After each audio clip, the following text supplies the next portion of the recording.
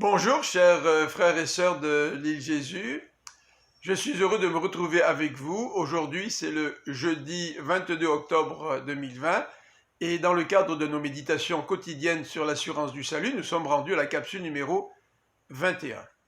Aujourd'hui j'aimerais conclure ce que nous avons vu jusqu'à présent en vous présentant l'aspect suivant ou le thème suivant, l'exercice de notre salut. Dans Colossiens chapitre 3, l'apôtre Paul nous dit que nous sommes une nouvelle créature. Notre statut a changé. Et à cause de cela, nous pouvons nous comporter différemment. Et lorsque nous vivons dans la désobéissance et que nous persévérons dans la désobéissance, nous vivons un conflit avec notre nouvelle identité. Et c'est normal que dans un tel contexte, nous puissions douter de notre salut. Quelqu'un a déjà utilisé l'image suivante. Le chrétien est comparé à un papillon. Avant de devenir papillon, il était une chenille. Il se comportait comme une chenille. Il rampait comme une chenille. Mais maintenant qu'il est devenu papillon, il vole. Et ce serait tout à fait étrange si un papillon continuait à ramper. Nous aussi, nous sommes une nouvelle créature. Nous sommes passés de la mort à la vie, et l'apôtre Paul nous dit, comportez-vous maintenant en rapport avec cette nouvelle identité que vous possédez. Alors, dans ce chapitre 3 de Colossiens, Paul décrit notre nouvelle identité. Il nous dit au verset 1er, vous êtes ressuscités avec le Christ. Oui, le verset 3 précise, car vous êtes morts, et votre vie est cachée avec Christ en Dieu.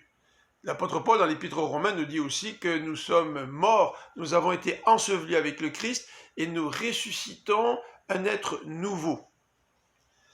Dans ce même chapitre, au verset 9, l'apôtre Paul nous précise aussi que nous nous sommes dépouillés de l'être que nous étions autrefois, avec tous ses agissements.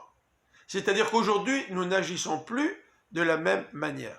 Il continue au verset 10, il nous dit « Vous vous êtes revêtus de l'homme nouveau ».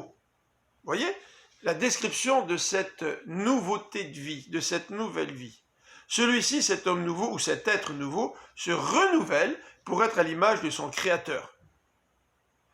La vie du chrétien consiste à se renouveler pour être de plus en plus à la ressemblance de notre Créateur. Et l'apôtre Paul termine cette péricope au verset 17 en précisant « Dans tout ce que vous pouvez dire ou faire, agissez au nom du Seigneur Jésus ». C'est-à-dire agissez comme si c'était lui qui agissait ou qui parlait au travers de vous. Donc agissez au nom du Seigneur Jésus en remerciant Dieu le Père par lui. Demain, nous allons regarder ce que l'apôtre Paul nous dit concernant nos agissements dans ce même chapitre de Colossiens, chapitre 3, versets 1 à 17. En attendant, je vous souhaite une bonne fin de journée, que Dieu vous bénisse et qu'il vous garde dans sa paix. À demain.